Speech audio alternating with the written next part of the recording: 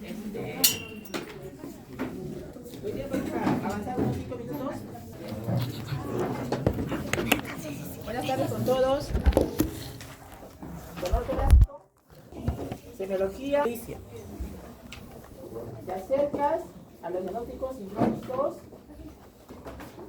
Cuando es una bandera roja, recomendación. Cuando es bandera roja, en los diferenciales, busca el peor escenario.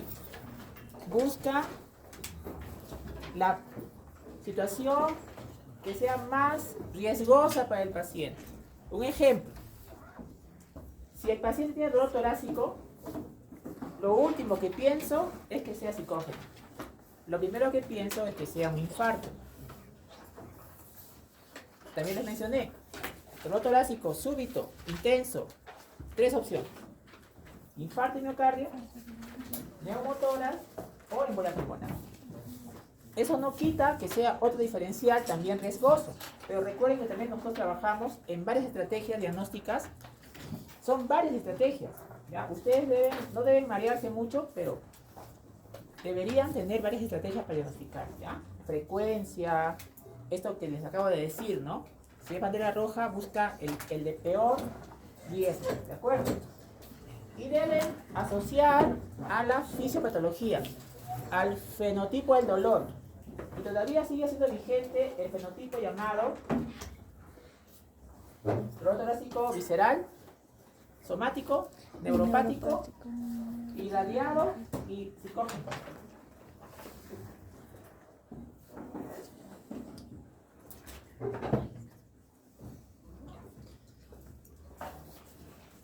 Avanzaré 5 minutos como había sugerido. Y los diferenciales son varios, son muchos. ¿Cómo ubico esto en este concepto? Miren, les dije la vez pasada. Viene un paciente con un diagnóstico por definir, ustedes entran por los síntomas, buscan un patrón y ya empiezan a intuitivamente sospechar qué podría ser. Algunos de mis estudiantes de medicina que conmigo, algunos se animan a dar una apreciación inmediata. No necesariamente acertada, pero ya esa es una intuición. Lo vas a refinar en el transcurso de la carrera. ¿De acuerdo? Puedes acertar, qué bien, te felicito. Ese diagnóstico intuitivo se hace en segundos. Como les dije, ¿no? Dolor torácico intensísimo en un paciente bruscamente, 10 sobre 10, 3 opciones. Es intuitivo. Infarto, neumotórax, embolia. Pero inmediatamente pasas al diagnóstico analítico, sistema 2. Deliberativo. En el diagnóstico intuitivo inicial se hace lo que se llama el reconocimiento de patrón, que vamos a ver ahora. En el sistema 2, en el deliberativo analítico, es la estrategia hipotético-deductiva, en la cual ya comienzas a razonar un poco más profundamente. Ustedes están empezando clínicas. ¿Dónde más se van a desarrollar ustedes? En la parte 2, ahí. Y ahí usan mucho diferencial. Por ejemplo, esta larga lista, ¿no? ¿Qué enfermedades me dan problemas gastrointestinales? Primera opción, reflujo gastroesofágico. Y otras más, ¿no? ¿Qué me dan? Y así, ¿no? De cada órgano. Entonces, ese diferencial cardíaco, ya mencionamos la vez pasada, ¿no? Infarto, disección de aorta. Pulmonar, neumotórax, embolia pulmonar. Otros, ahí está, que se van a ajustar al patrón, a la historia clínica del paciente. ¿De acuerdo? Esto es de up to date, ¿no? ¿Qué debo pensar si el dolor es infarto? Es un dolor de corazón. Y si no fuera infarto, disección de aorta, dolor pericárdico. Ese diferencial es amplio. Recomendación, que sea amplio. Pero nada más, o sea, yo tengo que saber todos los diferenciales de lo que estoy haciendo. No. Entonces, ¿cómo lo puedes estrechar? Ajústalo al paciente que estás estudiando. A mi grupo le digo, ve el contexto del paciente, ve su contexto. El contexto te va a decir qué diferencial no va, ¿no? Como que no se ajusta, ¿eh? Entonces, tenemos una apreciación del diferencial amplio, sí, pero la perspectiva la recomendación es que ustedes lo estrechen al paciente que estás viendo, al contexto del paciente, ¿de acuerdo? También hay dolor torácico, ¿no? Que está por el dolor de la pared torácica, ¿no? Cuando el problema está en la pared, músculo, nervio, hueso, articulación, ¿no? Muy frecuente. Claro, si ustedes me preguntaran ahora, doctor, dolor torácico, ¿cuál es lo más frecuente? Cardíaco, vascular, respiratorio, gastrointestinal, músculo esquelético, infeccioso o psicógeno. Yo le diría, el más frecuente es músculo esquelético. Entonces, yo debo saber, tenemos que saber, por un lado, si es bandera roja, ya mencioné, el peor diagnóstico, pero por otro lado también tengo que saber lo que es más frecuente, ¿no? Y el más frecuente es músculo esquelético. ¿Recuerdan ese punto? Entonces, nuestro curso, vamos a ver en todo el semestre, problemas vasculares, del parénquima o alveolo, y problemas de vía aérea. Por ejemplo, un asmático le duele el pecho, sí. Doctor, me ajusta el pecho, dice el asmático. No tiene un infarto necesariamente, porque cuando los bronquios se obstruyen, duele como un apretón. Pero está lleno de sibilantes, ¿no? Y el contexto te dice que es un asmático. Y el asmático, el dolor torácico ocurre, ¿no? Cuando hay un broncoespasmo. No todos lo tienen. Dolor psicógeno. Ansiedad, depresión, Munchausen, delirios fijos, pánico, dolor torácico. ¿Ya? Los flujogramas también usamos nosotros mucho. Es una estrategia más. Usemos flujogramas. ¿De acuerdo? Porque nos ayuda a precisar algunas cosas que no debemos pasar por alto. Por ejemplo, el dolor torácico, ¿no? De tipo infarto o de tipo músculo esquelético. Y vamos asociando ya síntomas, signos, ¿no? Entonces, si es un dolor torácico que tiene Alicia de infarto de miocardio, ¿no? Pero ese dolor es de EKG negativo, ya no es infarto, pues pasamos a otro diagnóstico. Y así vamos haciendo un desplazamiento según los hallazgos que encontremos. ¿Cuántos pacientes han llegado preocupados? No, doctor, ¿qué tendré? Me duele el pecho, doctor, ¿no? ¿Será una neumonía? A ver, Alicia, descúbrete. Y era una herpes zóster, ¿no? ¿Y por qué el paciente que no es agente pensaba una neumonía? Porque le dolía, le ardía, le quemaba. Pero él no relacionaba la lesión cutánea a la piel con el dolor torácico. Dolor torácico de ese tipo, ¿no? El herpes zóster no lo vamos a diagnosticar si no lo vemos la piel. Si solamente lo vemos de frente, con ropa, no lo vamos a diagnosticar. Más el pecho hablante, peor todavía, porque ¿cómo van a saber si el dolor es punzante, hormigueo, pinchazo, si no le preguntamos en quechua? Bien difícil, ¿no?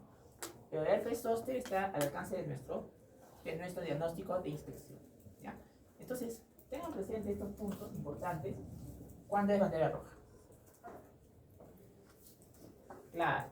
Bandera roja, el paciente puede fallecer. Algunos libros son concretos, dicen, pero ¿qué pacientes pueden tener dolor de pecho que sea mortal?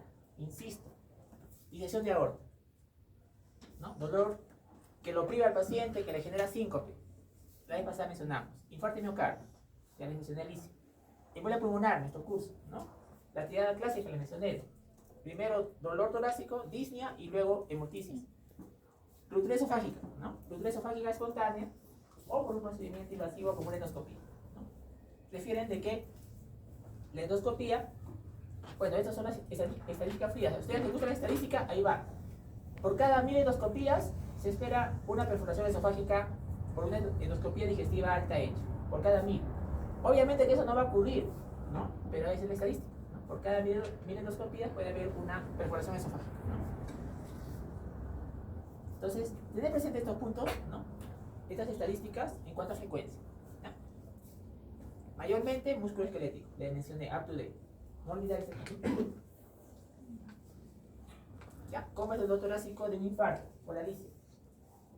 Hay dolor típico y atípico.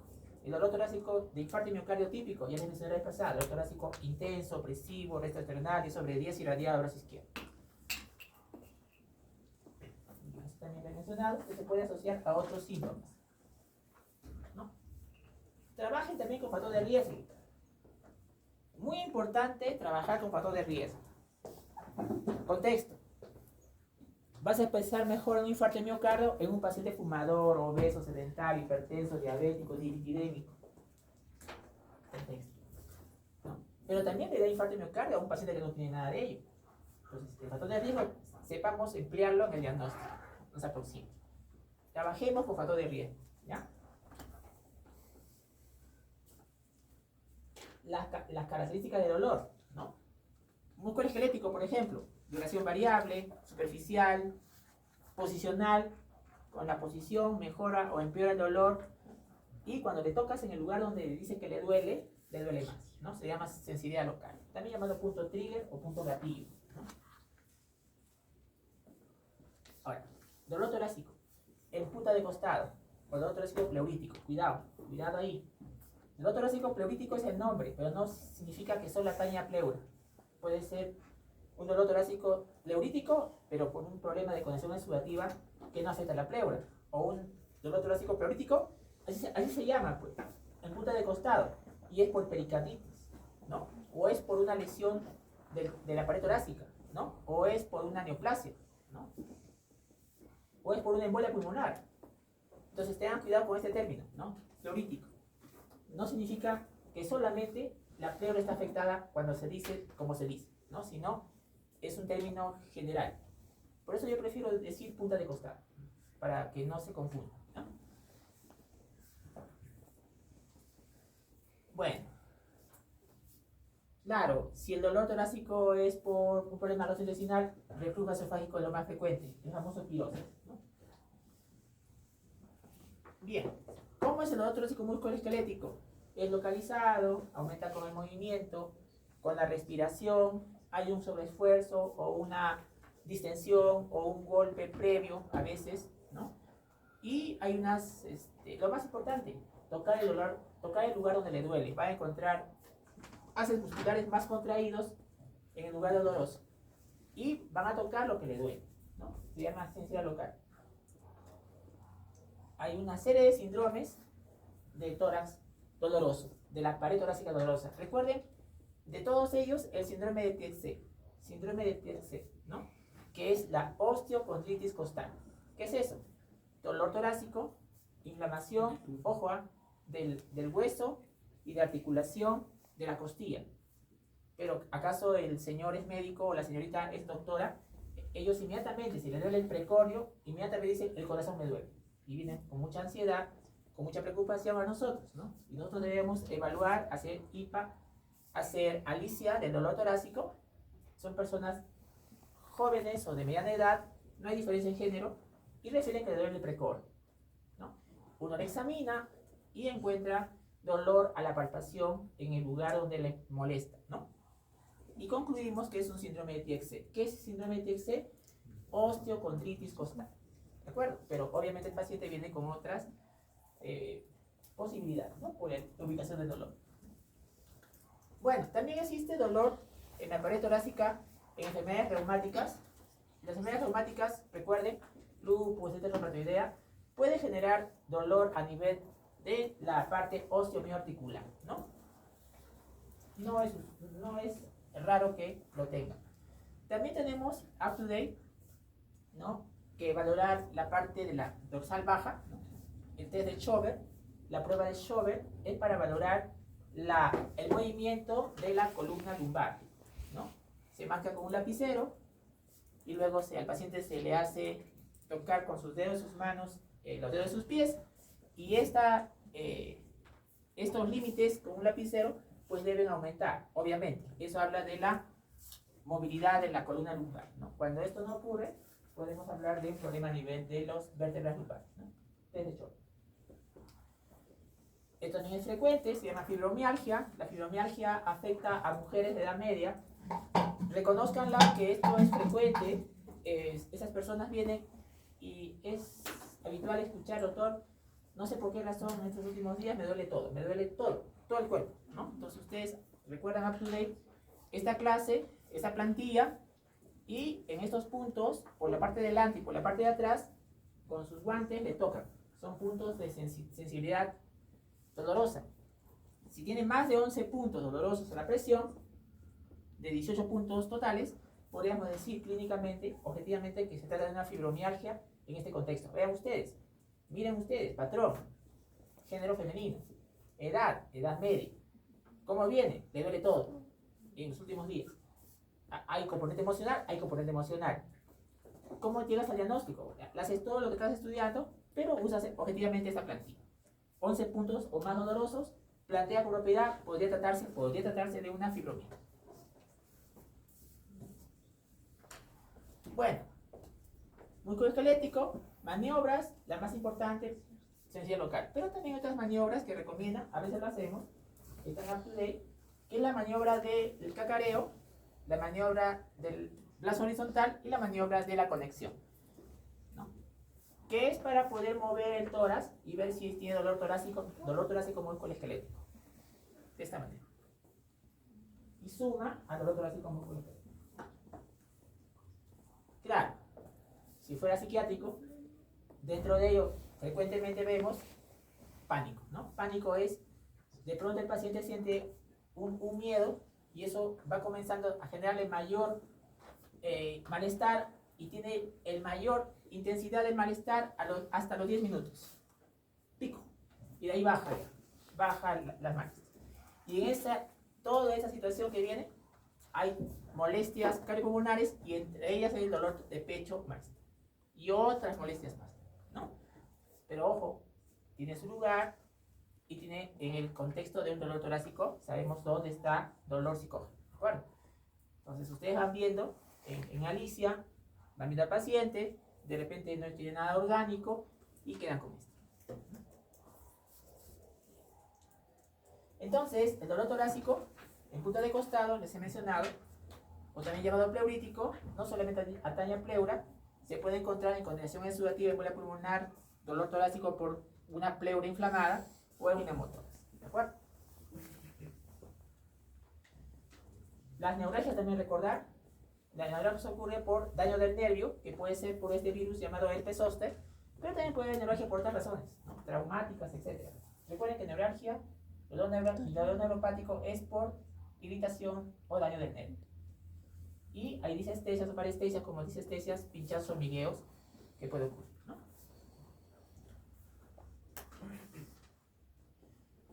Bueno, entonces vean ustedes, primero ustedes hacen la semiología, eso lo ve mi grupo que está acotando conmigo, ¿no? Toda la semiología, ¿no? Los interrogatorios, examen físico, y de ahí partimos al examen auxiliar. El examen auxiliar puede ser imagenológico o no imagenológico, ¿de acuerdo? Entonces, depende de lo que sospeches, vas a pedir el examen pertinente, el examen de mayor precisión. ¿Y qué estrategia usas para esto? Usamos la estrategia bayesiana, con Y. ¿Y qué es eso? Bueno, que yo tengo que saber que lo que voy a pedir va a servir en alguna aproximación lo más precisa posible. Por ejemplo, si yo sospecho un infarto de miocardio, ¿qué voy a pedir? Una plaqueta. EKG. ¿Bien? EKG. ¿Bien? Y el EKG me dice si es ST elevado o no es ST elevado. Si yo sospecho una condensación exudativa, a ver, Humberto. ¿Qué pido? Una imagen, ¿no? Una radiografía. Para diferenciar. Y así, si yo sospecho un asma, Alberto. Espirometría. Una prueba funcional, espirometría o un óxido nítrico exhalado si es que la espirometría no es concluyente. Si yo sospecho, Lisbeth, si yo sospecho una embolia pulmonar, ¿qué pides? Tomografía. Una tomografía con contraste, ¿no? No sé si tienen familiares agricultores, mis familiares son agricultores, ¿no? En la mañana hay que sacar el agua, abríamos y todo el agua por los surcos iban a las chacras, ¿no? Y todas las chacras mojadas. Si uno en vez de contraste, pues espero que todas las arterias tienen que estar pintadas con contraste. Pero ¿qué pasa si una arteria no está pintada? Puede haber un infarto ahí, o sea, un stop, algo así, ¿no? Tengo que recordar cómo es la ligación de los pulmones con las arterias pulmonares, ¿no? Entonces, esto va a depender de lo que sospeches, ¿de acuerdo? Bueno, grupo expositor ya sabe la metódica y luego vamos a hacer la parte de los patrones.